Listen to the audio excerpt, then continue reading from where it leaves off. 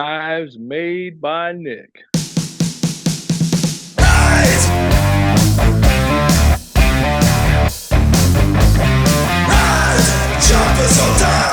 Nick Huff, thank you so much for coming on, man.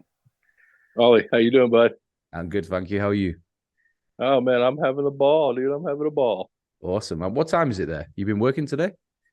It is actually it's 3 o'clock Okay, here, cool. 3 o'clock in the afternoon, and I started at 3 o'clock this morning. Holy shit. Um, yeah, but I mean, I quit working, an hour ago. Okay, cool. So Do you yeah, always so I start that early? I travel a lot. I traveled 108 days last year. Amazing. So when I'm home, man, I work. I mean, I work, work, work. Try to get hours in. You know, Yeah, that makes sense. Do you always yeah, start that early? pretty much. I mean, I set my alarm for 3:15, and then I usually wake up before it goes off. So Wow. So what time do you go to yeah, bed? about 6 or 7, 8, Oh, okay, somewhere cool. around in there. Yeah, that makes Yeah, sense. Any I used to tattoo, okay, cool. and I tattooed for 20 years, and my wife watched the kids at night while Hmm. I was at work tattooing, and I watched them during the day while she had a day job, Okay, and we cool. spent years like not seeing each other or like Yeah. meeting in the driveway, like, hey, how was your day? All right, I'm headed to work. And since I started doing the knives, like that switched everything around. Now I do Okay. everything at home.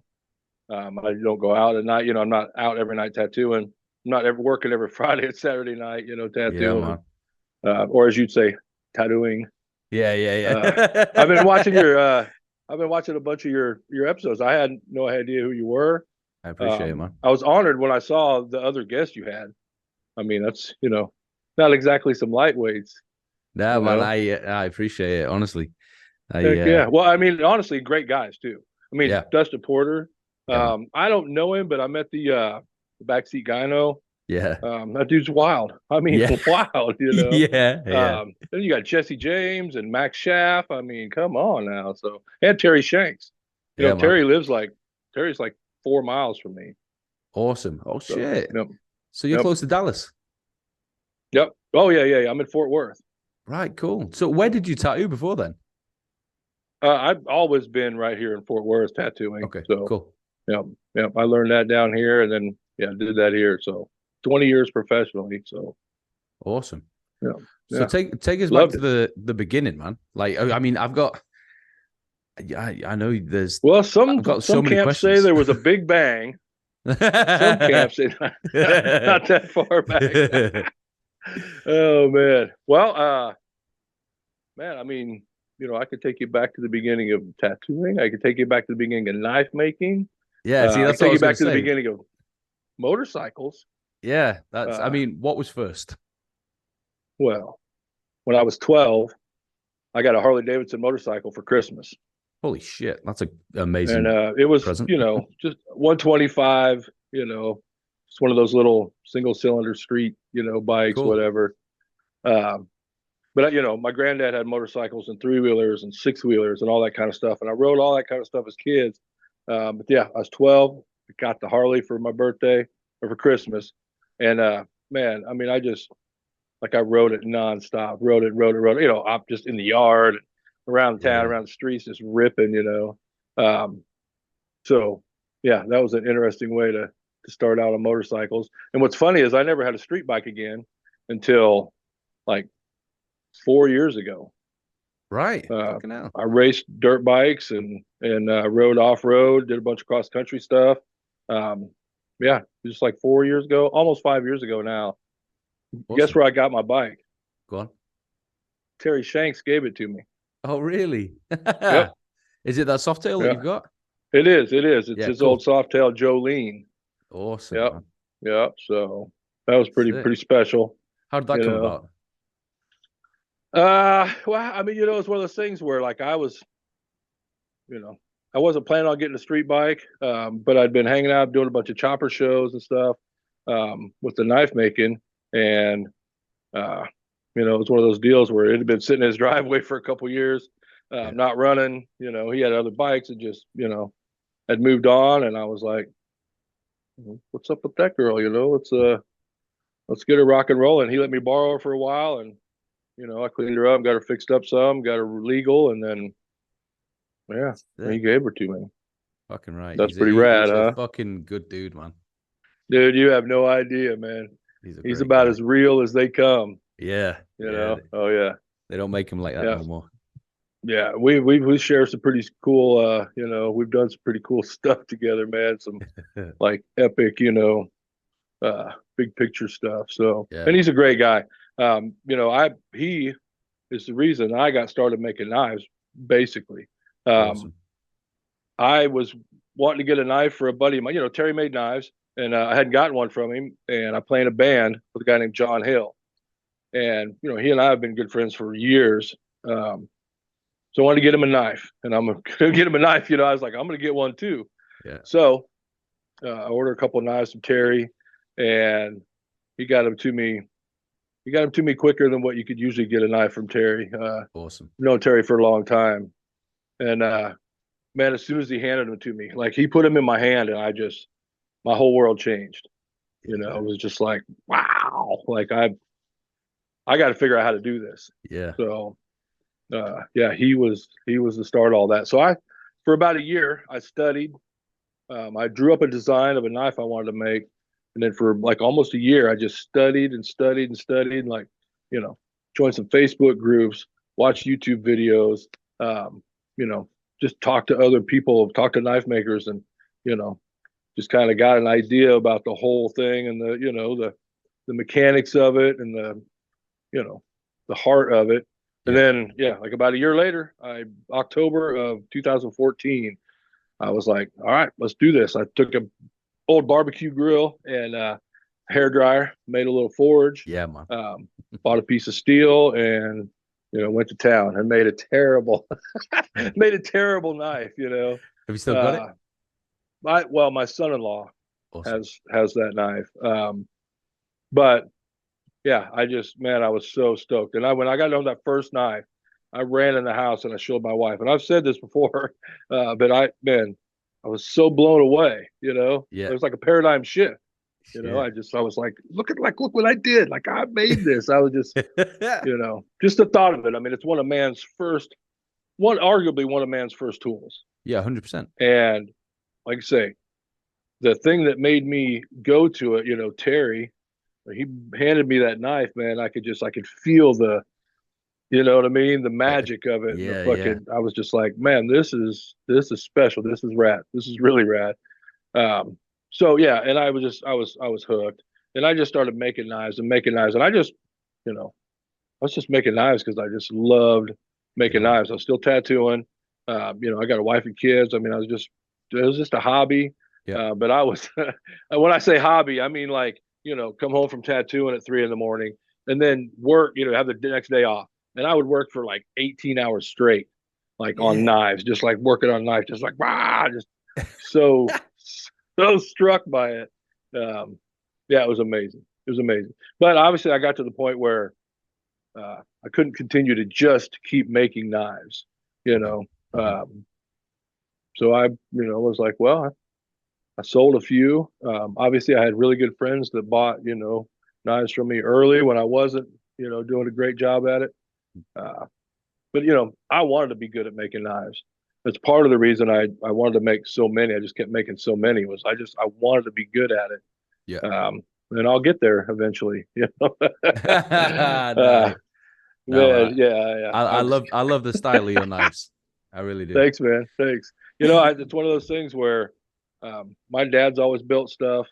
I've always built stuff. I've been artistic and drawn and, just done all that kind of stuff. But I'm telling you, man, knives was just the first thing that I I really wanted to just, Master. it was almost like when I started tattooing, I wanted to get good at tattooing. So I just, gave everything into it to get where I was. I owned my own shop I actually owned my own shop for like 7 years. And then I got rid of it because it kind of killed tattooing for me. Yeah. Like it killed the love of it, the heart of it. I totally get that. Yeah. Totally get it, man. It's, when I mean it's changed anyway. I feel like the heart is it's nearly gone. I would, you know, like You know, the oh, guy that I retired from, is a guy named Cody Fuller, and he's got the longest running tattoo shop in Fort Worth, right. same location, 28 years now. Bonehead Tattoo. Uh, Amazing guy, but he's, one of the things he always says is make tattooing dangerous again, make Yeah. tattooing scary again. Yeah. Totally. Like, Yep. yeah, I get it. I was right on the end of that.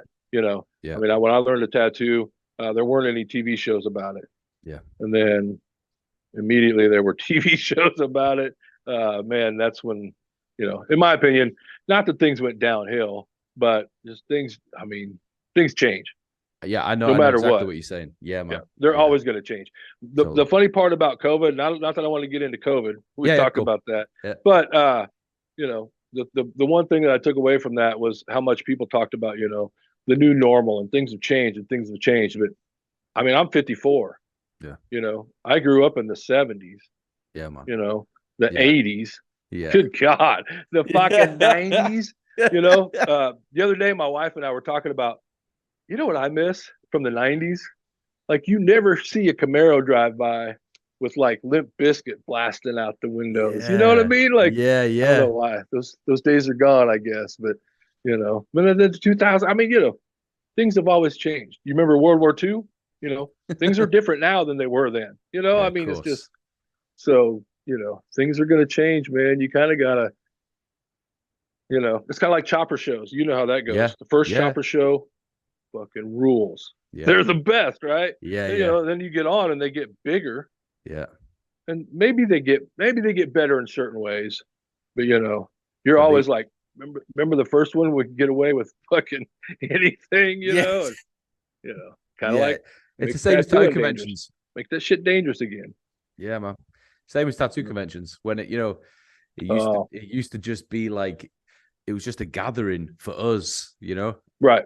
Now it's like strippers with like So grinders on their corporate pussy. grab, Yeah, it's money grab. Yeah. guys on stilts. Like when did that become anything to do with tattooing? Wait. But are they tattooing on stilts? Yeah. That'd be the so best right there. so when did you retire from tattooing then? 2018.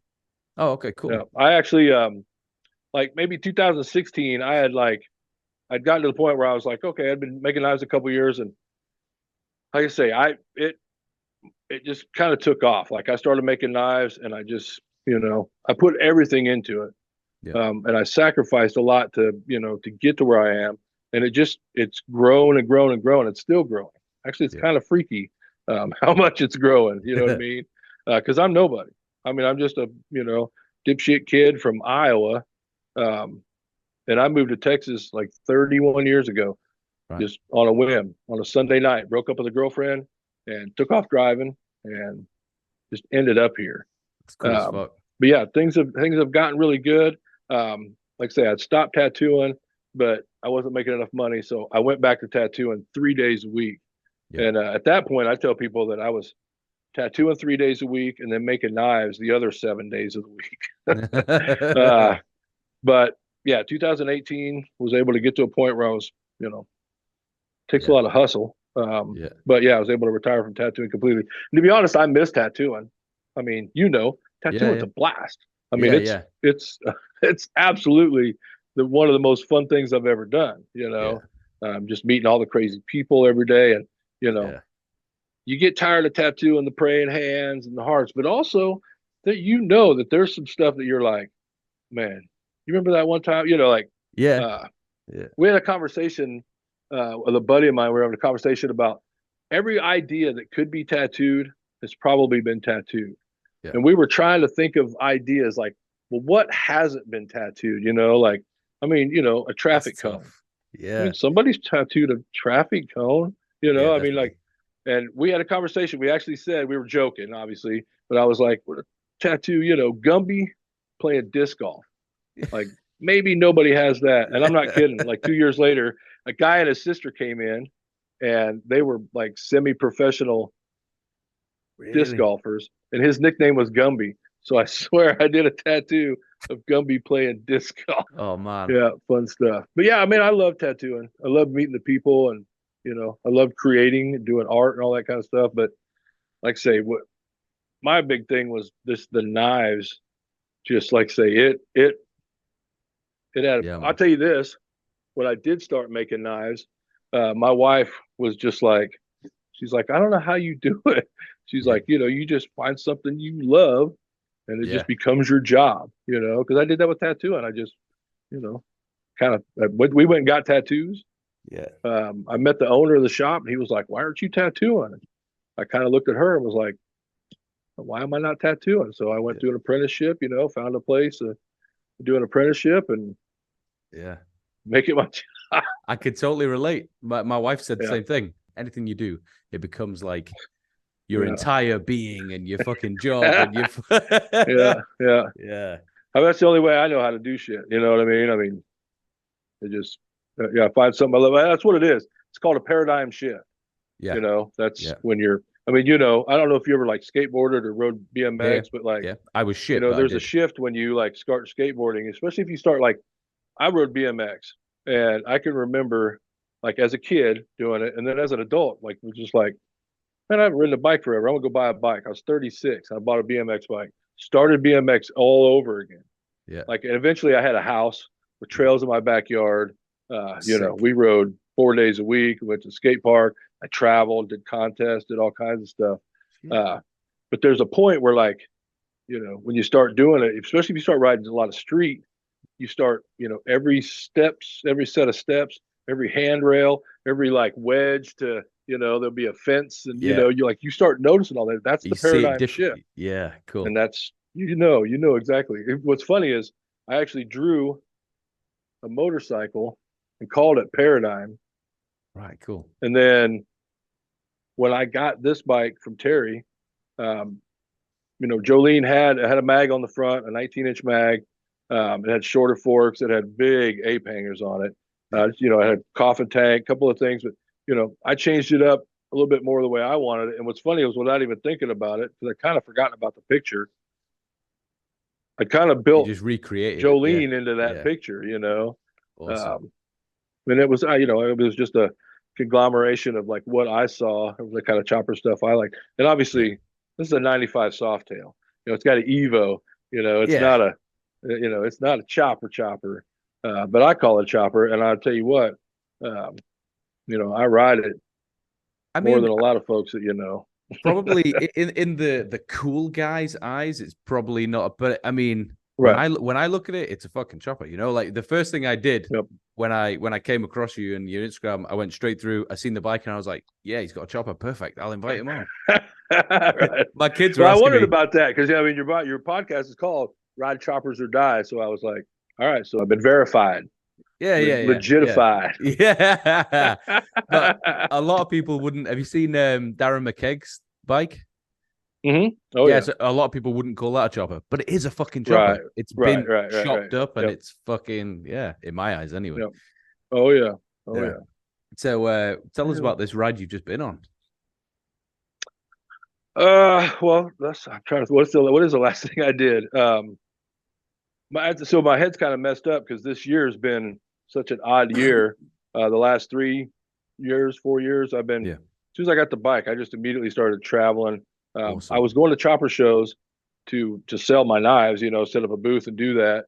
And I, just part of it was just keep going and going and going. I got to the point where I just go to chopper shows a lot. I don't even have to set up a booth anymore. Cool. I mean, my custom list is 40 weeks out, so a lot of times I don't Wow. even have knives to sell. Amazing. So yeah, so this year, I'm trying to think of I can't think of the last trip I was just on. I went to Tennessee. Yeah. Yeah. Tennessee Motorcycle Music Revival, Loretta Lynn's ranch. I was gone for a week. Like I left Monday, and the show didn't start till Thursday. Shit. So man, that's one of my favorite shows. It really is. It's on Loretta Lynn's ranch. It's Bill Dodge does Blink Cycles. He does an invitational there, and there's no winners. Like everybody wins. One of Yeah, those. cool. I don't know. There's something special about that show. It's the people and the place. you know, and it's just there's this whole magic thing. They call it a revival, and I'm not religious, but man, if I was, Yeah. imagine that that's what it would be like because it's you come home Really? changed. You know, Oh man. it's rad. Yeah, it's a really really good one. Shit, Really I'm gonna good have to one. get out for that. So Yeah, that sounds amazing. come on over, man. You definitely come Yeah, on over and hang out. We'll ride over definitely. together. Yeah, Yeah, it's a man, good that'd be one. great. So how far is it It's from fun you? too because from here in Texas, you know, I go through Arkansas, and Yeah, like every year I go, I try to take a different route, and I take all back roads. But I mean, Arkansas is amazing. It's got great roads to ride in. cool. This year I stayed south of 30 and 40. After I got past Arkansas, I went into Mississippi, Right. and I mean, you know, 2 lane blacktop highways in Mississippi cannot be beat. I mean, it's just Really, yeah. like, you know, I mean, did you ever watch the Dukes of Hazzard? Have you got it on Yeah, TV yeah, over yeah, there? yeah, yeah, yeah. I mean, Okay, cool. it's kind of like Awesome. that. It's just, you know, just back road, just Yeah. craziness, and you could slide it around corners and just Oh rip, you shit, know. amazing. It's Yeah, yeah, it's pretty awesome.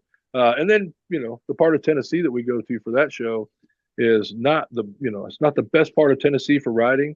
yeah. Um, man, there's a lot of good riding around there. You know, How long does it it's good take to get stuff. there So, from you? I mean, for me, it's like if you just drive straight there, it's like a 14-hour trip, Oh, okay, something cool. like that. You know, so 1,000 miles, just under 1,000 miles. So, Yeah.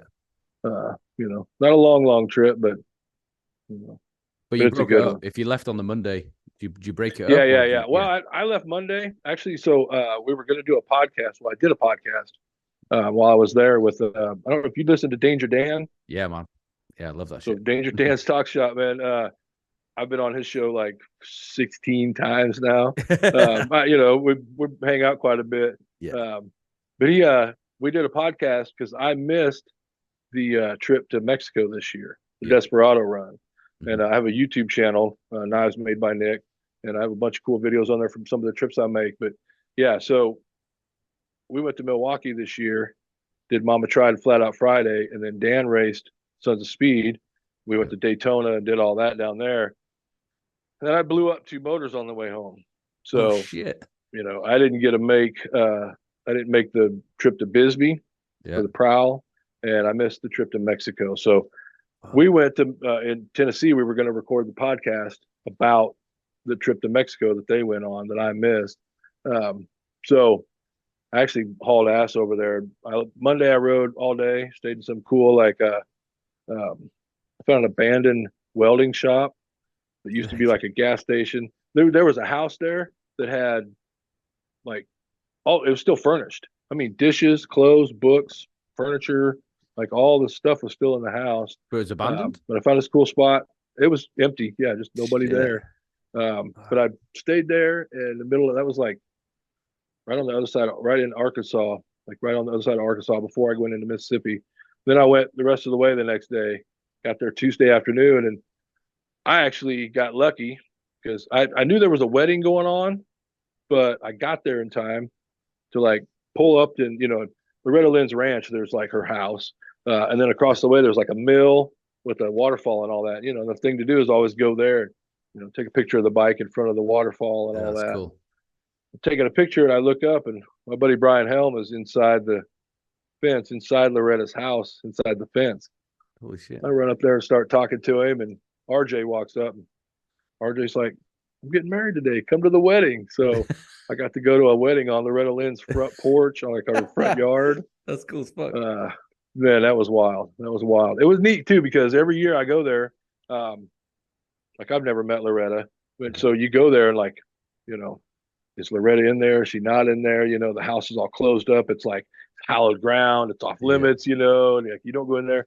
And then you know she passed away last year, and I end up making friends with her granddaughter and her husband, John, and just you know, next thing you know, I show up and here we are hanging out on the front porch of the house. I'm just A wedding, that's crazy.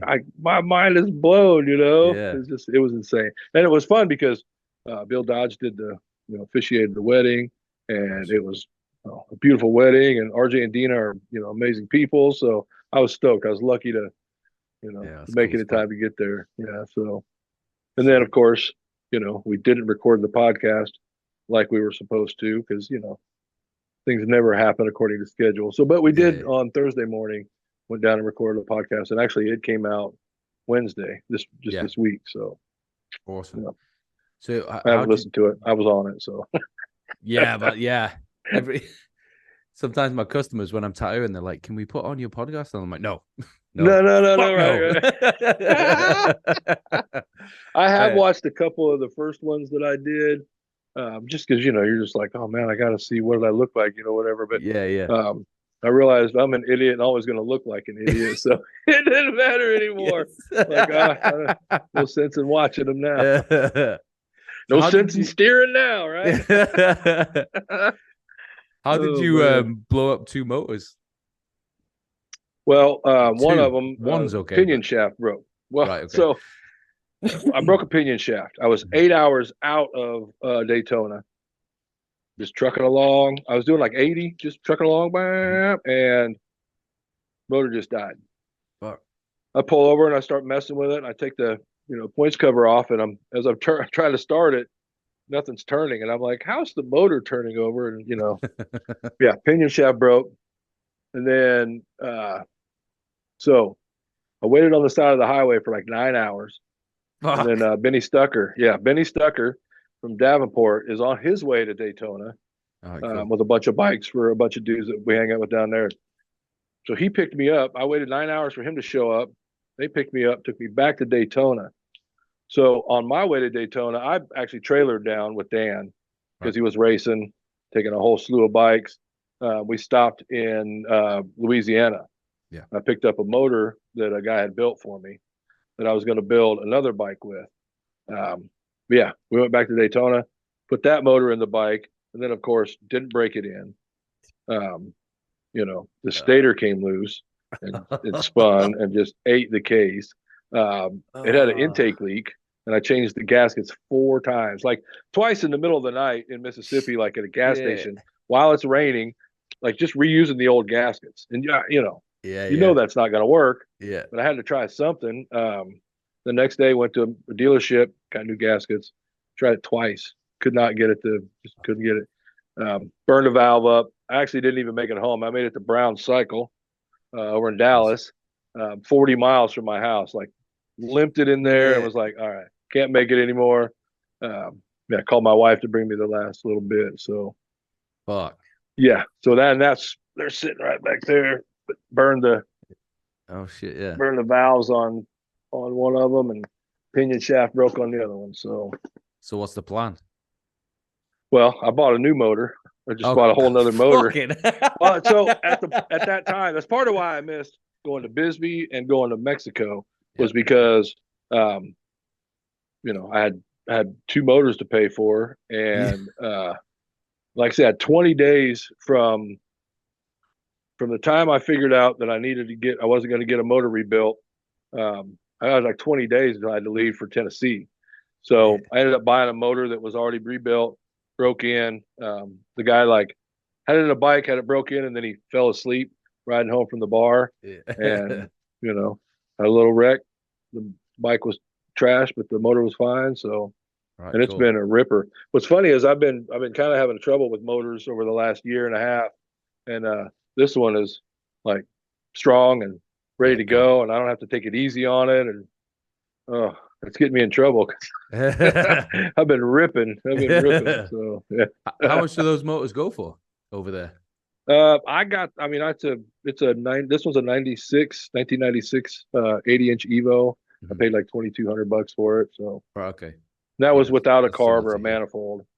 Right. So Yeah, that's similar to here. and in good shape. It was like probably like 4,000 miles on it. You know what I mean? Like Oh, sick. really low miles, but fresh. So Yeah, man. So it's been good. what shows have you got planned? What trips have you got planned coming up? This weekend I'm going to the Oklahomies in Oklahoma. They do a camp out every year. I give away a knife, and we do the Honey I'm Home game. Have you ever do that? It's like a biker Huh? game.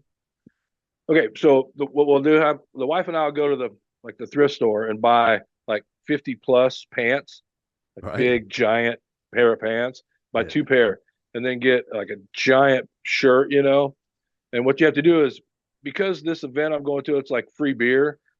We do a drag race, but instead of riding, they actually just push their bike. Right. But they got to like line their bikes up, and then they have to lay on the ground like it's one of those, like, you're in bed with a lady Yeah. and her husband comes home. So Right. you have to Okay. like jump up, throw your clothes on, and they got to put these clothes on, these like giant 50, Yeah. Yeah. 50 waist pants and a giant shirt. Then they have to push their bike down around a cone and back. Well, if you put these giant pants on and take off running, they They're gonna immediately fall fall down. around your ankle. So Yeah. these dudes are like trying to push their bike while their pants are around their ankle. Oh man, it's just a blast. But I've done that the last like 4 years, Sick. and everybody loves it. It's Yeah. a huge hit. Like, everybody has a really good time. Ma- Like say, it's just a big party, and Yeah. yeah. So I'm going to that one just to hang out, do a knife giveaway, do the bike game. I'm going to Sturgis this year. Yeah. I usually go to Sturgis for just 3 or 4 days just to Mhm. do it. This year I'm going to be there August 10th for sure, because Kyle Ives from the Ives Brothers, Wall of Yeah. Death, Yeah. is going to jump a dude. Okay, so a dude's going to walk a tightrope, and Kyle's going to jump him on a motorcycle Holy shit. uh, at the Buffalo Chip, Fuck. August 10th. So I'm going to be there for that. I might be there too. Um, Come on with Yeah, it. man. That'd be I've been sweet, dude. speaking to Charlie, and he's saying if I can get over, and we'll ride Dude, from that'd be awesome. Colorado there. Yeah. Sweet, sweet. Hell yeah, I know Charlie. He's a rad Yeah, dude. man. Yeah. Yeah. He's the best. Have you had him on yet? Yeah. You did have him on. Okay, I Yeah. haven't Yeah. seen that one yet. So Yeah. Yeah. He's a sweet. fucking crazy motherfucker. Yeah, he's an animal, isn't he? Yeah, That Road to man. Bones trip and all that. Fuck. That's Portugal to wild. fucking Russia. That's Yeah, crazy. yeah. Not to be honest, my favorite part of his trip was when he thought he couldn't go to Russia. Yeah. He was riding around like France and like Holland and stuff, Yeah. like on these little tiny roads up in the mountains, and there's just flowers everywhere, and Yeah. it was just beautiful. I was like, that's Yeah. like, I'd love to ride the road of Boat or Bones, but I'd rather go ride those cool, Yeah. Yeah. pretty Yeah. Yeah. roads. Totally. Yeah. Totally. Yeah. Yeah, for sure. Yeah, man. So I like the twisties. Yeah, me I'm too, not man. really into gravel roads, although riding with Dan, we end up going off road quite a bit. So, Yeah, I seen that. mhm. I'm the same. I Oh yeah, prefer country roads over anything, over right. Oh highway, yeah, over anything. yeah, I fucking yeah, did a lot of highway yeah, for miles sure. on the weekend. I fucking hate it, man. It's the Right, right, right, right. Yeah, I yeah, live in Fort Worth, so when I go anywhere, I mean, I have to ride at least 5, 6 miles just to get out of you yeah, know the city proper, yeah, to finally start hitting some back roads. And even around here, it's Fort Worth and Dallas and all that's so big that even when you get out of town, you got to still get a little ways out to yeah. finally get away from all the traffic and stuff. So, I came over and I did a guest spot at Oliver's shop, Elm oh Street. sweet, Yeah, sweet, yeah, and yeah, man, and that's one of the first things I noticed. Well, it's oh pretty. yeah, Well, yeah, you can't not notice it. All the fucking highways. It's fucking yeah, huge, man. Even yeah, flying into Dallas, we flew in at oh night, yeah, and I was yeah, just like, yeah. "Is It's that is wild, that isn't it? is that all of Dallas? Like, what the fuck? Hmm. That's like the size of the Yep. UK." Yeah, Yeah, right. it's fucking Yeah, no crazy. kidding. Yeah, Yeah, actually, I saw. So I was watching one of your podcasts, and I think it was maybe Max had asked you like where you're from, Carlisle, right? Is that where yeah, you said, Carlisle? yeah, Now, yeah, I looked at that, and that's like near the Isle of Man yeah, and yeah, all yeah. that. Yeah, you can just That's get the pretty boat wild. over. Yeah, That's yeah, that's wild. going on right That's now, I wild. think. Right? No kidding. Yeah, yeah, yeah, yeah. No There's kidding. some Sweet. fucking crazy bastards, Oh yeah.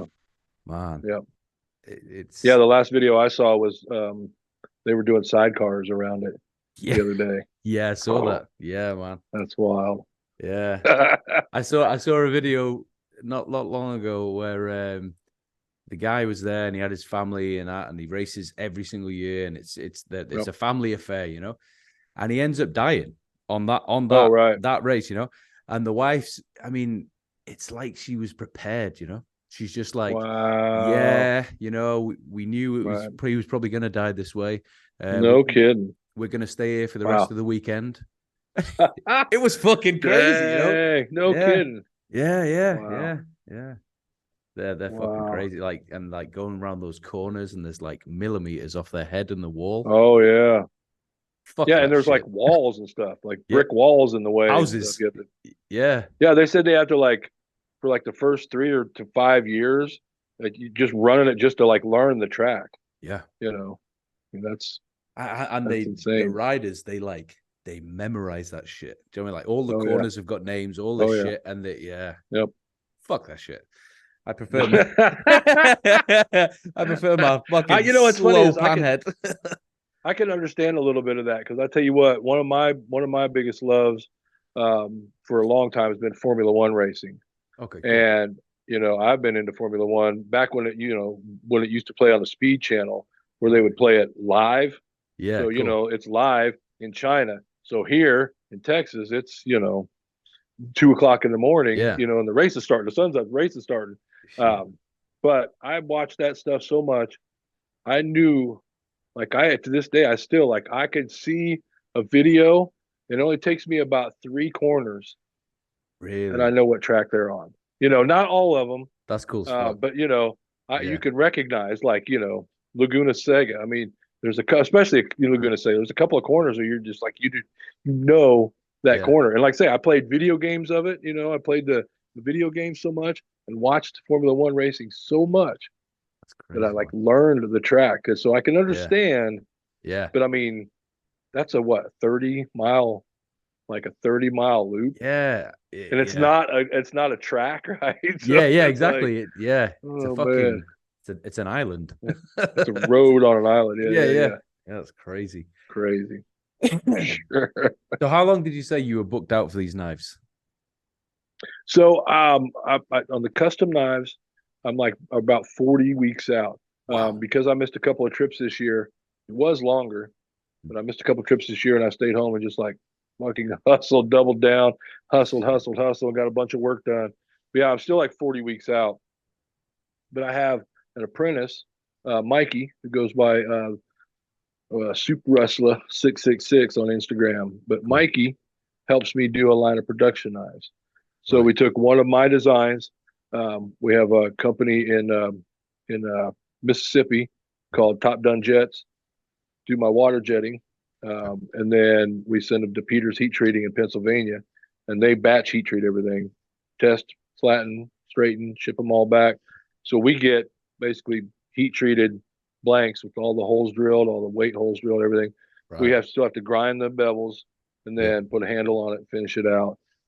So the custom list is 40 weeks out, so I can't get stuff quick, but we do have knives on the website, Yeah. knivesmadebynick.com, so that like I say, it just kind of helps keep stuff going out the door as I'm working on more complex Yeah. stuff. So So how yeah. long would a typical custom knife take? Obviously, that's probably like asking how long's a piece of string, isn't it? Like everyone's different. Well, I mean, it just similar to a tattoo. It's Yeah. like some tattoos take an hour and a half, some Yeah. tattoos take 4 hours, and they could be similar in size. You know that. Yeah. Yeah. And it's kind of the same thing with knives. I mean, some knives, like I do a big Bowie knife called the Huckleberry, Right. and it's got a lugged guard that's all done by hand.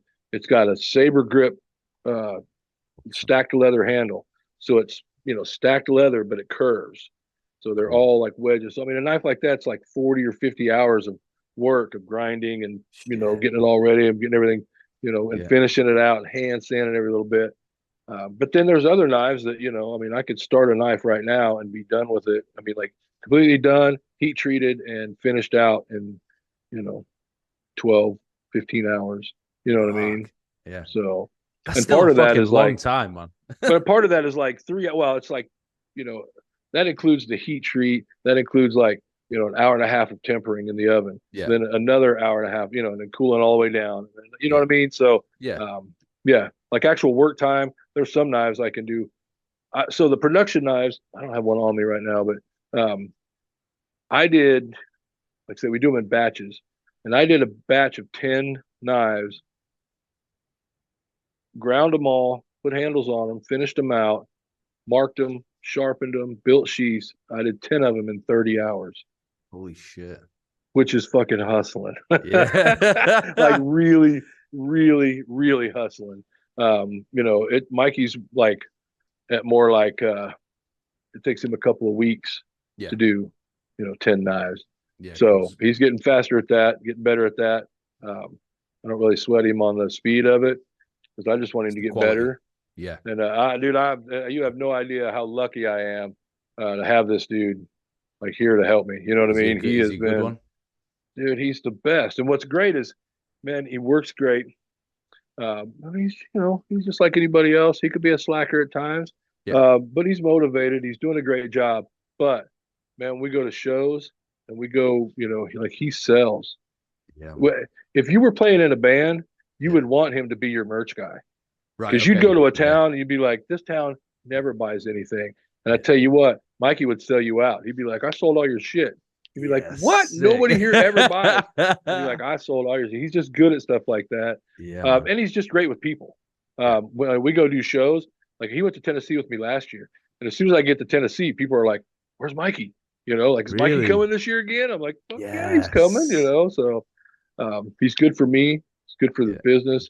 He's just Yeah. good for all of it. He's a rad dude. So It's hard to find yep. a gem like that Oh yeah. now these days. Finding an I own a tattoo apprentice. shop. I Yeah. know how hard it is to find Yeah. good workers. I Fuck. know exactly how hard it is. Yeah. Yep. Because no one cares about your business as much as you do. Yep. Yep. Exactly. Yeah. And Exactly. like what my experience, nobody wants to work. Like they want Yep. the instant Yep. like gratification, and Yep. and yeah. Oh yeah. That's awesome, man. Yep. Yeah. I think Mikey's I had another apprentice, Brian, and I love that dude too. We had a really good rapport. We had a great time. Yeah. I'm a musician also. So, me and this dude got along great because he was a musician. But he just wasn't a hard worker. He Yeah. just didn't understand the type of sacrifice that we put into this. And, like I say, he didn't work out and I miss him every day. You know what I Yeah. mean? Yeah. Because Yeah. we had a great rapport. And he was a great dude. Still is. He's a great dude. Yeah. But yeah, I need somebody to just like work, Little hustle. Yeah. really work, and do all of it. And yeah, Mikey is definitely that. So That's sick, yeah, man. I'm lucky. I'm stoked. Is that the advice you'd give to somebody wanting to start making knives? Like get an apprenticeship with someone? Man, I mean, I don't know. There was a point where actually Terry had asked me to come to work for him when I was first Yeah. starting out. And to be honest, I didn't do it because my ego was, Yeah. just got in the way. And I was like, oh, I don't want to do that. Like, I want to be the guy Yeah. up front. I want to be the name and stuff. And I'm lucky that it's built into that. You know what I Yeah. mean? Yeah. Because it's very likely that it could have gone the other way because I know tons and tons and tons of people that started making knives because guess what? Now there's a TV show about it, right? Yeah.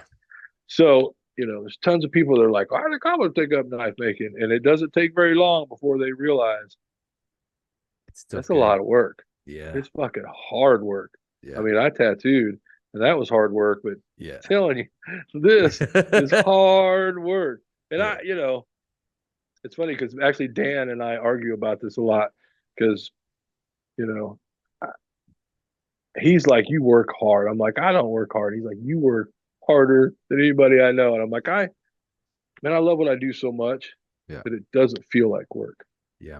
Like I don't feel like, I still run in the house, dude. I ran in the house already this week to show my wife, like, check this out.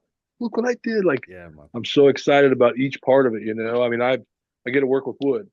So, Yeah. I get a piece of wood and I drill a hole in it, I put it on a handle and I sand it all down and I'm just like, look at that, like I'm just constantly like, it's like constant little like goals and rewards, where I'm just Yeah. like stoked. And like I say, I work tons of hours, but I start super early. Yeah. I'm like halfway through my workday when my kids they're out for summer vacation right now, but I'm halfway through a workday before they even get up for school. Yeah. So then I work till they get out of school. I'm Yeah, man, done. that's cool. Hang out with my kids, hang out with my wife, like I have a better relationship with them than I did when I was tattooing. And, but as far as like advice on getting into knife making, man, I know so many people that have gotten into it so many different ways that, you know, I mean, Yeah, whatever way works for you is going yeah, to be the way to go. Um, but, you know, yeah, I definitely, learning from somebody, going through an apprenticeship is a way to really like, hone your skills and learn how to do it the right way. I mean, I messed up a lot of stuff, made a yeah, lot of crappy knives because that's not how I did it. I just kind of, you know, winged it and, yeah. you know, made a It's lot kind of of mistakes. You know it's what I kind of mean? like that with tattooing, though, isn't it? You start, and then the only Right. way to get better is just by, no matter how Right, right, shit right, they right, are, right, you right. just keep putting them out, Yeah. keep putting them out, keep putting them out. But I did go through an apprenticeship when I tattooed, just Yeah, I thought that was important. That was definitely important. yeah, I understood that, you know, that site, that world, that what was going on there about how to learn. That was the funny part is the guy that I learned to tattoo from, a guy named Michael Ashton, called him Lizard. mhm. And he was an amazing guy, and I love him to pieces. And that guy taught me more about what not to do in tattooing Yeah, than what to do. Um, yeah, I'm kind of joking about that, but I tell you what, I learned more from that guy about how to run a business, how to treat people, and how to work hard. You yeah. know, he wasn't a great tattoo artist, but he was a great He had other strengths. tattoo artist. You know what I mean? He Yeah, was a yeah, great yeah, he was the perfect guy to run that business. He was the yeah, perfect guy to be in that business and be a tattoo artist. Like yeah, say his art wasn't the best, yeah, but he was so good. He was yeah, a man. success, and he's Uh, an amazing cat. You know what I mean? yeah, yeah, yeah. So And when yeah, he was taught me this? a lot. I started my apprenticeship in I think 98, 97, Yeah, 98, yeah, 99. And there's yeah, when I started tattooing. Yeah. yeah, So man. That what you were just yeah. saying then about him, like, reminded me of Lal Hardy from Oh yeah, London. yeah, yeah. Yeah, yeah. Yep. Like he was saying once, that, like, back then you had to be a character. You had to All be a right. fucking showman, like, Right, right, to be a right, tattoo artist. And maybe not right. everyone, maybe they weren't the best, Right. but Yeah. people went there because they were Yeah. a character. Like, Oh yeah, yeah, yeah, yeah, they yeah. were a tattoo That's artist. funny. Which people don't get that now. Right, yeah, for Yeah, sure. For yeah, sure. yeah, man. Oh yeah. I like to think that's what I do. I don't really. Right. Yeah, I think I'm pretty lucky, man. I've gotten to a point where um, my whole life has changed from when I was tattooing. I started doing this, and even in the last 5 years of doing this, like so much has changed. And again, things always change. You know what I Yeah, mean? Like yeah, just yeah, think about the person I was. You said you're what, 33 yeah, years old? Yeah, and I mean, I think about when I was 33 years old. Like just how much has changed just in me. yeah, Let alone everything out around you that's changing. So, but yeah, it's been a fucking rock and roll ride. You know what I yeah, man. mean? Yeah, I'm totally. definitely having more fun now. I mean, I'm definitely having way more fun than I did in my 20s, Yeah, way more fun in my 30s, way more fun than my 40s. yeah, man. So, you know, But yeah, a lot of people, I know a lot of guys like that say the same thing. They got to like a certain age and they were just like, "Fuck it, yeah, I'm gonna yeah, do whatever the fuck makes me happy from now on. I'm not yeah. gonna worry what people think. I'm not gonna Right, fucking, right. yeah, Yeah, you're gonna die a lot sooner than you want to, yeah, and it's sneaking up on you. You don't realize it, yeah, but it's sneaking up on you quick. And yeah, yeah, totally, if you don't do it now, when are you gonna do it? Dude, yeah, as much as I travel, I mean, I talk to people at gas stations all the time where they're like, they find out what I'm doing and they see me ride and they're like, man, I wish I could do that. And I'm just like, you you can, can, yeah, you can. Like you know, there's yeah, nothing totally, stopping you except you, yeah, you know. And yeah, if you don't do it now, when are you going to do it? yeah, We're going to wait until you're 70 and then start, yeah. doing stuff you want to do. Like, And you I think can't. they're waiting for someone to like knock on their door and like hand them this like Right. Well, that dream too. life. My customers say it to me Yeah. all the time. It's like, oh God, I wish I could do the shit that you do. And I say the same thing. I'm like, you can, man. you know, Yeah. just Yeah. do it. That's what I did. I just got a fucking camera and started Just messaging go in Jesse and walk in and James. say, I want to get an apprentice. I want to get an Yeah, apprenticeship. You doing apprenticeships? yeah, And you tell totally. them, nope. And then you see if they come back or not. Yeah, exactly. Yeah. I heard you telling a guy that, and I remember that. I had a friend that wanted to learn to tattoo, and I told him, I was like, there was a shop. He was in Iowa, in a little town. There was like one shop around there. This lady tattooer in there.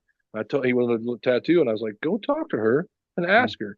And Yeah. he went and asked her, and she told him no. And I told him, Yeah. It's a go test. back, Yeah. go back.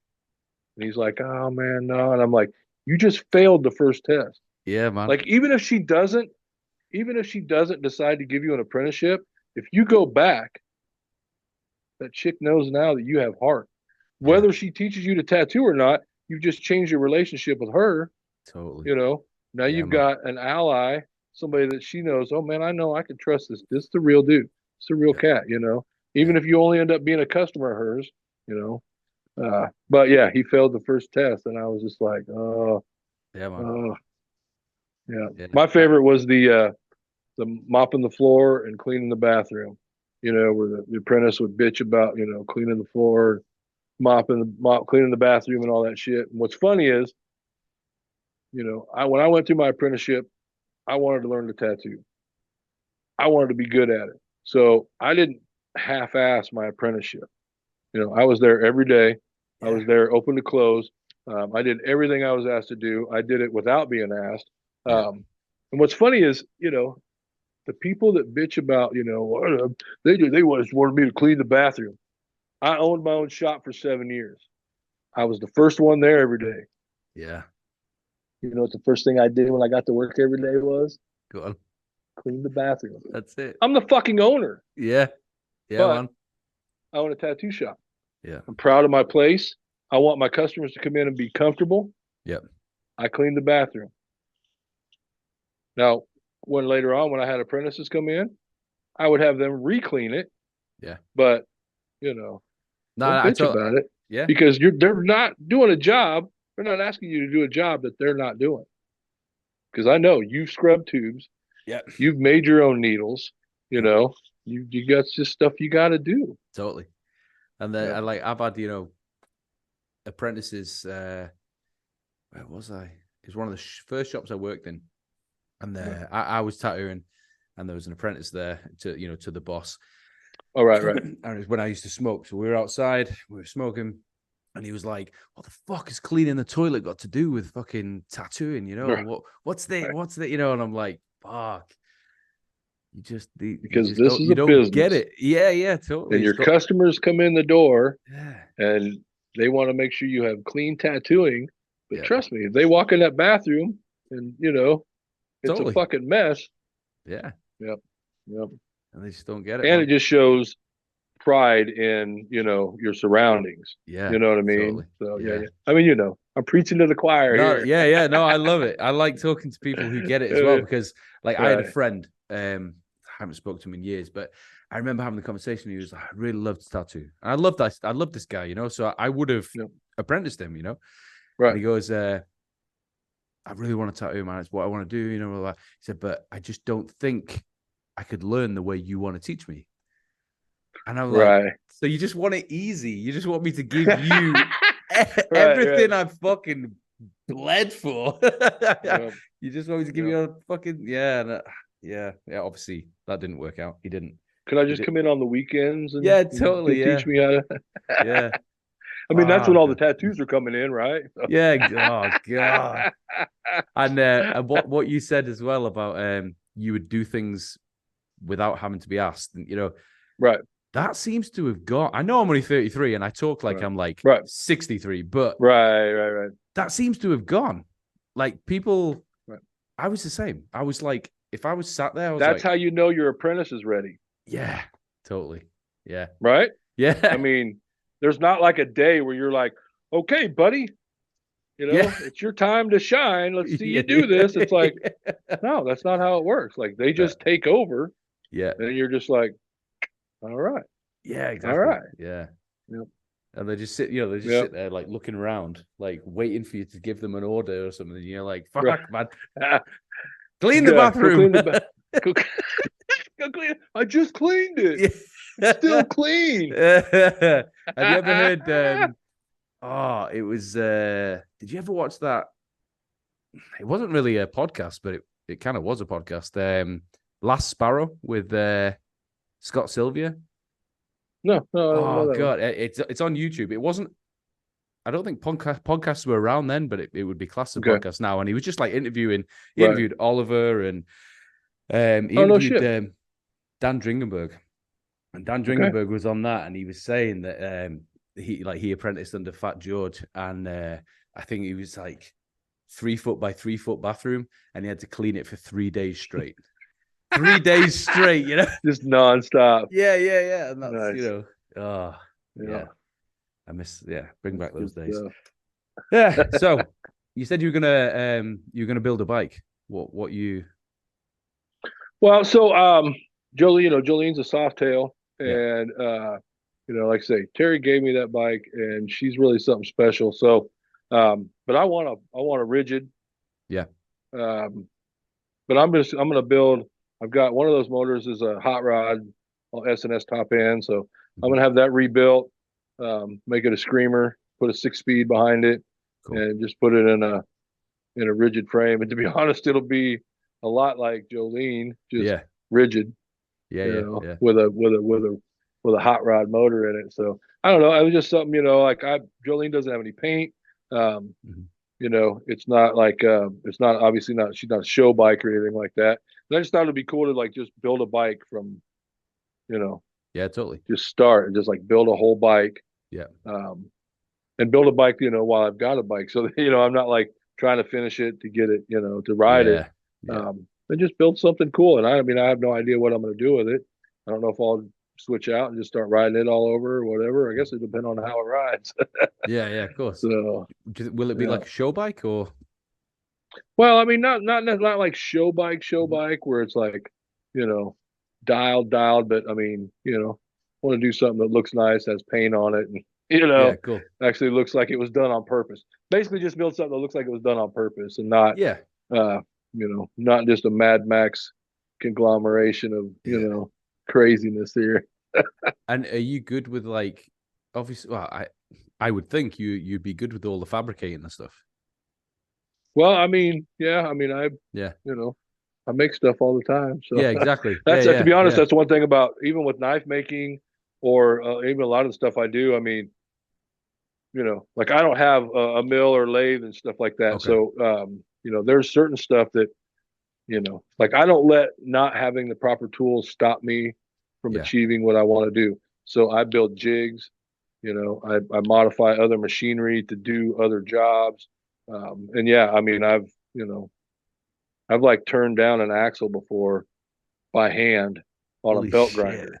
I do precision grinding on, bevels and stuff. And I'm like, I could do this. Yeah. So, and I've got, a myriad of grinders and belts and different grits and, jigs and, all this stuff. And I was like, yeah, I can figure out how to do this. So it's not, obviously it's not perfect, but it worked great. So I think that's a really good thing to get out there, because I think a lot of people don't take the leap into building or doing something because they're like, oh, I don't have a lathe, so I couldn't I couldn't make spaces because I don't have a lathe. And you're like, well, you could. Yeah, you definitely can. That's exactly that's one of those things exactly. Like I built like a V block, jig to be able to put them in there to hold them straight. Then you just line them up with the belt and you can turn them. Yeah. And basically, you get them flat and straight and squared, you know what I mean? All that kind of stuff you would do. So, and I'm sure there's several skills in that I want to get better at. That's why I want to build something, is just to, a lot of stuff I build, especially for Jolene, like I build it to work. I don't build it to be pretty. I build it to work, and it would be cool to like, actually put the extra effort into, building something that's maybe like kind of looks cool too, and dial it up some. So we'll see. I don't know. It's just an excuse to fuck around with another motorcycle too, So, but like you're doing it the best way because you've got that bike. So it's like you say, you can just actually spend time and not exactly, because there's nothing worse than that. Like I get sick when even when Jolene's broke down. I literally get like sick. I go through depression. My wife, it drives my wife crazy. She's just Yeah. like, ah, like, Yeah, man. Yeah. I know it's yeah. really cliche, but like Oh yeah, it is a therapy. It is an it is. antidepressant. Do you know what I mean? Yep, yep, It's the yeah. yeah, But exactly. It's exactly what it is. these fucking trips that you've been taking. So for the last 4 years, you've Yep, just been just going to hit shows. on Jolene. So last year, Mikey and I went to like 12 shows, you know. And you go on the bike? Yep, Right. yep, So just about every show. So like I say, we went to Mama Tried, yeah, and that's in February in Milwaukee. So, they got 10 inches of snow. yeah. I actually did take my bike, but we trailered everything up Okay. because Right. Dan was actually racing the Flat Out Friday. And, Right. so we're taking multiple bikes. So we trailered up to that. And then, like I say, we've gone to Daytona the last couple of years, raced Sons of Speed, and trailered to that because we took, a whole trailer full of bikes, race bikes, and, Yeah. everybody's choppers so they can run around down there. But yeah, pretty much everything else I ride to. And like I say, I lived outdoors. So 108 days last year I traveled, and Yeah. probably, you know, 100 of those were like living outdoors, sleeping on the ground, um, you know, riding to and from. Good Yeah, man. stuff. I I love it. fucking That's one of my favorite parts of it. So, yeah. I love yep, camping, but yep. I just never sleep well. I don't know if Oh yeah. Well, I mean, I never do either. yeah. I'm That's my 54. only Sleeping on thing. the ground sucks. Yeah, totally. I love everything Yeah, about it. I love everything yeah, yeah, about it, yeah. apart from the fact that Yep, like I'm yep. fucked when I But that's not what I'm there for. I mean, I yeah, sleep enough to make it through the next day, and I sleep good when I get home. I'm yeah, always so glad to like climb back into my own bed. Like, yeah, totally. ah, That's how uh, I had yesterday. Yeah, yeah, right, right, right, right. Hell yeah, yeah. yeah. But I So mean, and to be honest, part of it is like, I mean, I'm not a cowboy. I mhm. wear the hat. I live in Texas, but I'm not a cowboy. I Okay. grew up in Iowa. The hat keeps the sun off my head. You know what I Yeah, mean? yeah, yeah, But I do like I see the value in the cowboy lifestyle, living like yeah. that. I appreciate. Totally. Um, it's funny because I've literally like I'm in the Texas. I'm driving down the road and I got my hat hanging around my neck because I always Yeah, wear a helmet. And I look over and I'll see a dude hauling ass down the side of the road on a horse with his hat, around his yeah, neck, with his yeah. with his stampede strap. And I'm like, it reminds me of the David Mann painting. You know It what I gives me mean? goosebumps. Yeah, But man. I'm telling you, dude. So Yeah, there's also remember in Easy Rider. Remember they yeah, were changing the tire, and yeah, the guys were shoeing the horse. Like that whole kind of yeah, thing to me is just like man. And I was a Boy Scout. yeah, I was an Eagle Scout in 1983, yeah. and so I've been camping. My whole life. I love sleeping outdoors. I love being under the stars. I don't take a tent. I have a Yeah, man. bedroll and a tarp. So I use Yeah, the tarp when it's raining or it's going to be wet. But I mean, you know, I just I get it, man. drop the bike, lay the bedroll out, sleep under the stars, roll it up in the morning, keep right on going. Like that's, Yeah, man. if I could just do that, I You get, probably would. I probably would just yeah. quit making knives and quit doing anything. But Totally. Yeah, no, totally. That's all I wanted you when I know, was a kid. That's right. like the whole like what do you want to be when you grow up? It was Mm-hmm. the first one, yeah, the first one was a cowboy. That was it. That's what Yep. But then the second one was a bit weird because I wanted to be I was always attracted to the like the hired gun. Like the fucking outlaw that Oh, would right, right, right, right, right. that yeah. Yeah, for some reason I was always attracted to that. So Yeah. Well, I'll tell you what, it's going to sound really cliche, but it all just had the timing of it just worked out really well. yeah, Um, but right about the time I was right before I got Jolene, um, I saw 21 Days Under the Sky, yeah, or like after I'd gotten her, but before I'd started like really traveling. And I'll tell you, dude, I mean, since then I've met Kerpius, me and him are yeah, buddies, yeah, I know Grossman and yeah, but it's like everything in that movie I've experienced now. yeah, You know what I mean? yeah, Like all that stuff is happening and much, much more. But there's some of the things that they say, some of the narration in that movie like really strikes me. There's a point where he says, it says something about like this level of extended uncomfortability Yeah. is not, common anymore in the States. And it's like, yeah, like to be honest, I could get a bagger Yeah. and carry a tent and a fucking, a bedroll, Yeah. a mattress and, have the works, Yeah. and I would probably still have a great time. Yeah. But part of my joy is the suffering Yeah. makes, you know, makes like when you get to the top of that mountain, you're just like, Yeah, totally. fuck Yeah. Yeah, yeah. man. Like I didn't Yeah. fucking just like, it wasn't a cushy air conditioned ride up here. Like Yeah. it was, I'm sore, I'm beat, I'm fucking Yeah. tired. This thing's not comfortable. And like when I rolled, I made it. I'm there, Yeah. like part of it just makes that part of it better. So Yeah. The amount of yeah. times I've been in that situation where it's like totally uncomfortable. It's fucking shit. It's raining. Yep. I haven't got any waterproofs or anything like that. And I'm thinking, this is bullshit. Yep. Why am I doing this? But then I get home and I'm like, oh, that was You know great. that's the first story you're gonna fucking tell Yeah, too. totally. Yeah. Like as much as I travel, it would be a false assumption to think that I can afford any of what I do. You know what I mean? I'm just irresponsible.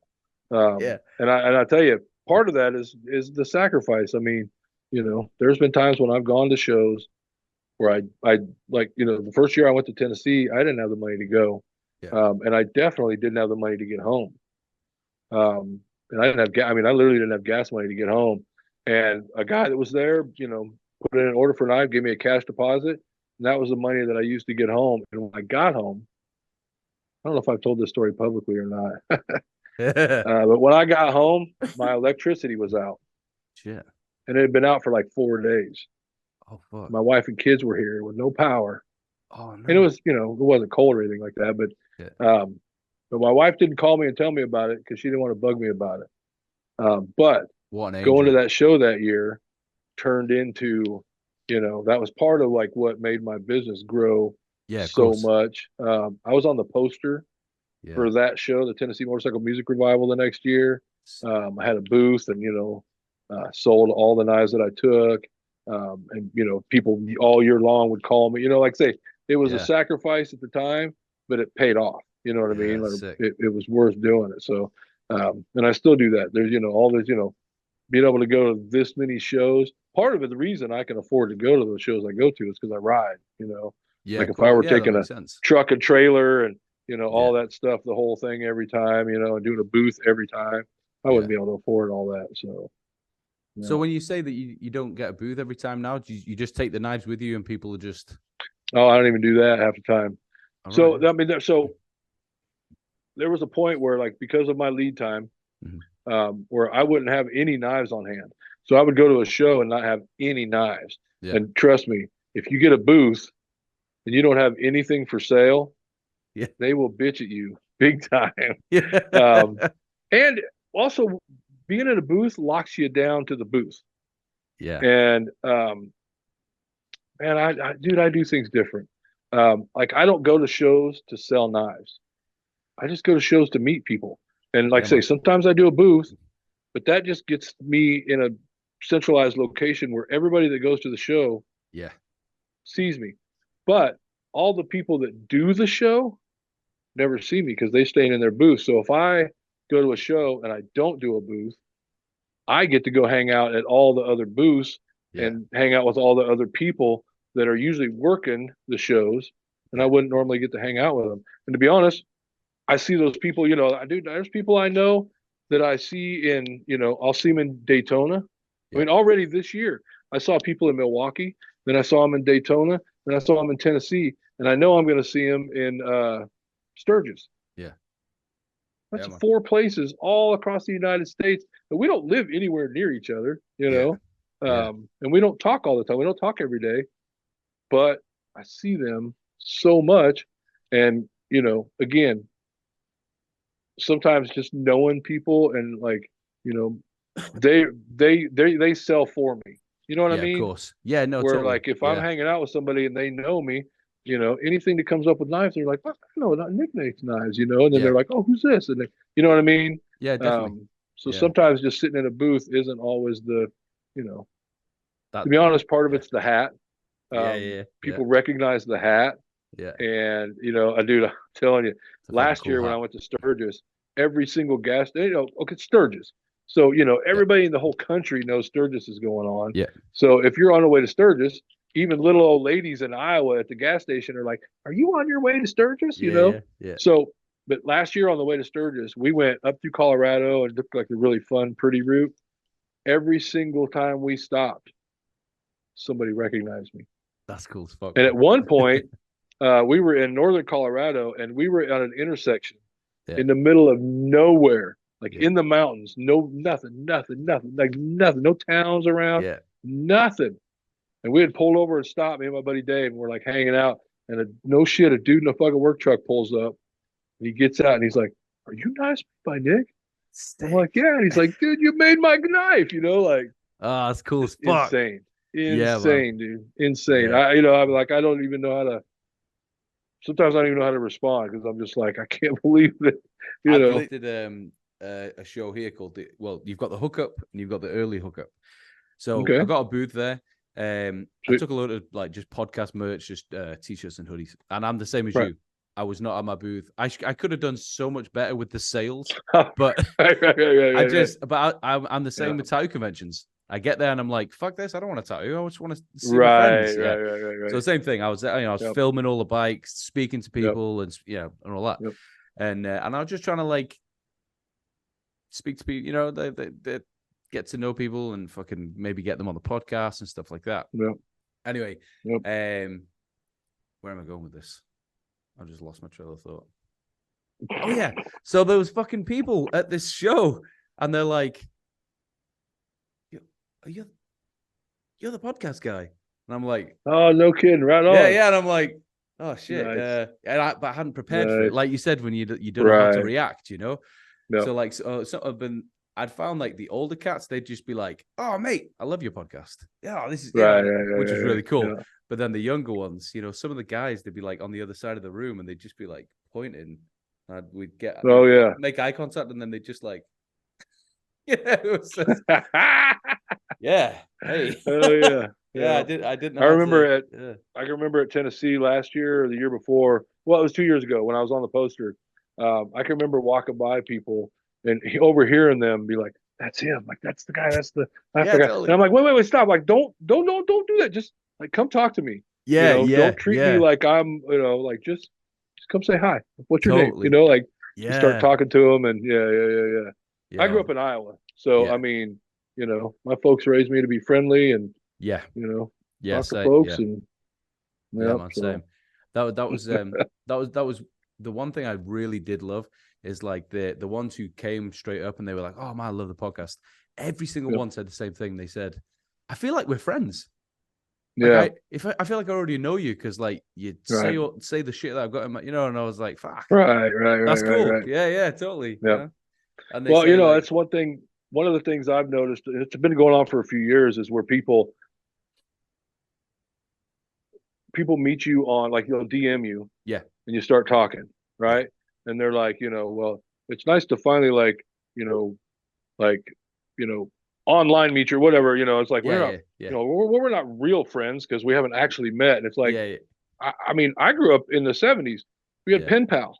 Don't tell me that if you wrote a pen pal, if you wrote to a kid in Russia for 10 years, you're friends. From the time you're 10 until the time you're 20, you know each other. Yeah, totally. Just because you haven't met doesn't mean, face to face, doesn't mean you don't know each other.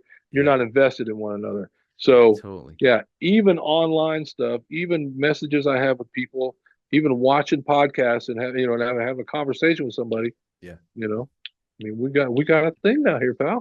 Yeah, right? So totally. We meet each other in person. It's not going to be like, hey, it's great to meet you because we already know we've had a great conversation. I know where you live. Yeah, totally. I know you're a tattoo artist. I know all kinds of things about you already. So that's great stuff. And that's, again, ultimately, that's really what's important. It really is. This might, I don't know if this is an odd question, but how do you find social media? Because you have watched it come. Do you know Oh what I mean? man, at the time when like uh what was the first, like the one that MySpace. MySpace. Okay, I never did any of that. That was No, at that same. time. That was one of those things where, like, I'd learned to tattoo old school. I was kind of old school. Yeah. I just didn't do hardly anything with computers, and that just uh, now I forgot what I was talking about. Social Well, media. The start of social oh, media. Watching so it. Yeah. I never did MySpace. I never did any of that, Yeah. and to be honest, I didn't even do Facebook when it started. Yep. And my mom hit me up. My mom was like, "Hey, you should do this Facebook thing. We can, like, because I live in Texas now and Yeah. they're in Iowa. And she was like, we can, communicate on this way and send pictures and stuff." And I was like, okay. So I joined. Mm-hmm. And then, yeah, to be honest, I started Instagram, and I had no idea. Like, my first two pictures on Instagram are like a picture of the cats from Mothership, Yeah. and like something else. I don't even remember what it is, but I didn't understand what Instagram was about. At that time, I wasn't making knives. But when I did start making knives, and I realized what Instagram was and how it was worked and what kind of a tool it was. Yeah. Here's the thing. Um, Again, I grew up in the '70s and the '80s, and even in the '90s. If you owned a tattoo shop, guess who came to your tattoo shop? Nobody. Nobody. Yeah. You had to put Yeah. an ad in the paper. Yeah. You had to get a yellow books. You have a phone book ad. You had to get in the yellow Yeah. pages. You had to do TV commercials. You had to do, dude, we used to Shit. pass out flyers. We would, make Yeah. Of flyers, course. go Yeah. plaster apartment buildings, pass out coupons. I played in bands for years. I played in Yeah. bands for years and years. I play in a band now called FDW. Played bass for like the last 12 years. I've been playing bass in this band. But again, there was a time when, and it makes me sick because people don't understand that what they have. When Yeah. you played in a band and you had a show, guess who came to your show? Nobody. You had to go out and pass out flyers Yeah. and put flyers in people's hands. You had to go out where you're going to play the night before and the Yeah. week Yeah. before, put up posters and pass out flyers and go talk to people. You couldn't just like curate a list of people and just Of go course. click and it send a message to all those people all at once. That Yeah. didn't happen. Well, what's amazing about it is nowadays people don't realize what they have. Yeah. They don't understand what they have. They don't understand its value. Yeah. Of So they course. don't use it properly. I just make up what I'm doing on Instagram. I found a routine that works. I found something that works. And it's constantly evolving and changing. Yeah. But, if and then it happens every day. Like I'll make a knife for a bike show, and they're like, "Oh, I'll blow you up in our social media." Well, I know what that means. It means you're going to post about it one fucking time Yeah. on your page that has 4,000 followers, Yeah. and at less than 10% of engagement, you've got less than 400 people paying attention to you on a daily or weekly basis. So Yeah. nobody sees it. Yeah. It's kind of like making a TV commercial and then going, "I want it to play at 2 o'clock in the morning on Tuesday morning." Yeah. Yeah. Okay, when else? Well, that's it. Just Yeah. that one time. Yeah. But you're And up it's there. like, Yeah. Yeah. are you fucking kidding me? Like, you Yeah. have this free, easy to use platform to reach Yeah. lots and lots and lots of people. And that's what I use it for. I mean, Yeah, it gets me. I've been out on the road and like broke down and just made a post, and man. shit just happens. Yeah. Somebody gets a hold of somebody sees it, they get a hold of somebody comes by. Dude, I've been broken down on the side of the road. Years ago, I was broke down, like 3 years ago, 4 years ago. I was broke down right after I got Jolene. Stator was shot. I didn't know it at the time. I'd blown up a battery. I'm in Oklahoma in the middle of nowhere, and my buddy Rhino's dad comes and picks me up. Well, while I'm waiting on him to get there, another guy took off work and came and hung out with me Yeah. just to wait until my ride got there. Partially because he wanted to meet me, partially because he knew I was there and Yeah. broke down. Yeah. And he rides, Yeah. so he just like came and hung out with me. Like Yeah. social media it's a tool. Yeah. Just Yeah. like a knife. Yeah. And if you don't know how to use a knife, Yeah, of it doesn't course. do you any good. And use the social media like a tool. It can, it can do a lot of things for you. So, Yeah, man. I don't chase the numbers to try to like, it doesn't stroke my ego anymore. It's not Yeah. about that at all. It's just it's a conversion to clients. It's a Yes. conversion to money, and it's a conversion to relationships and friends. People are so quick to slam it, but yeah, Yep. I think if Yep, they do. as long as you, like you say, as long as you use it as a tool. But I mean, Yep. it's the other side of it is the ego thing and the numbers thing. Yeah. Well, It's I mean, easy to get caught up on that. Yeah. that's a whole nother thing in your whole life, is Yeah. like Totally. trying to quench your ego. And it's Yeah. man, it's crazy because like I'm 54 and I'm just now like just starting to figure out how to like not, you know, Yeah. Yeah. I mean, I've had, we were in, I'll tell you a funny story. We were uh, in Milwaukee, and we pulled into this gas station, and this lady like cut us off, and I jumped out of the truck to help kind of Yeah. direct traffic. But when I jump out of the truck, start yelling at somebody, it looks like I'm, Yeah. some Yeah. Of fucking course. dipshit going crazy. Yeah. And fucking my buddy Dan was like, "Get your ass back in the truck, man. I'm driving." And I was like, for a second, I was like pissed, Yeah. and then I was Yeah. just like, "What am I Yeah. pissed for?" Like, what, you know what I Yeah. mean? Like, Yeah. Yeah. Totally. like just like is what's crazy is I'll tell you a funny story. I went to jail a few years ago, and my wife told me, she was like, "If you let your ego take you to jail again, I won't be there when you get out." And Uh, that was fuck. That was 18 years ago, shit. 19 years ago. Yeah. That's So pretty powerful. Yeah. yeah. And I just Yeah. figured out at that point, I was like, yeah, I better not let my ego drive the bus. That's a really fucking stupid idea. Man. Really Yeah. stupid idea. Yeah. Yeah. I kind of needed to Yeah. hear that. Yeah. Right. I can fucking relate to that. Yeah. Yeah. Yeah. Totally. Yeah. Because if you let your ego drive the bus, you're going to end up in the ditch. Yeah. I Totally. mean, there's Yeah. no two ways around it. Yeah. Yeah. So how long were you in jail for? Oh man. No, that was like a 4 months and 3 weeks Yeah. Yeah. stint. Yeah. I went to prison in 1987 and did almost 5 years Fuck. in state pen. Yep. The prisons over there are different to here. Yeah. I mean, I was in a place called Anamosa Mhm. for most of my time up in Iowa. And man, that's a crazy place. It looks like a castle. Yeah. Got the 30-foot limestone walls. It's got the turret. Yeah. Yeah. It's yeah, it's crazy. It was crazy. I mean, I was a stupid ass kid. I learned my lesson though. I didn't want to Yeah, go man. back. Yeah. Man, I didn't fart in public for like 6 years after I got out. You know what I Really? mean? I was like, oh man, I didn't drink, I didn't smoke, I didn't do anything. I didn't even stay out late. I didn't do anything. I was Yeah. so Yeah. afraid to go back. But Yeah. Of I learned course. my lesson. I didn't want to go Yeah. back. So Yeah. it is no fun in prison. This ride my motorcycle all over the fucking place. That's way more fun. Yeah, man. Yeah, That's highly good. recommend. That, that's gonna be the ad for this episode. There you go. There you go. That's it. That's it. Right, I'm gonna let you get on with your day, man.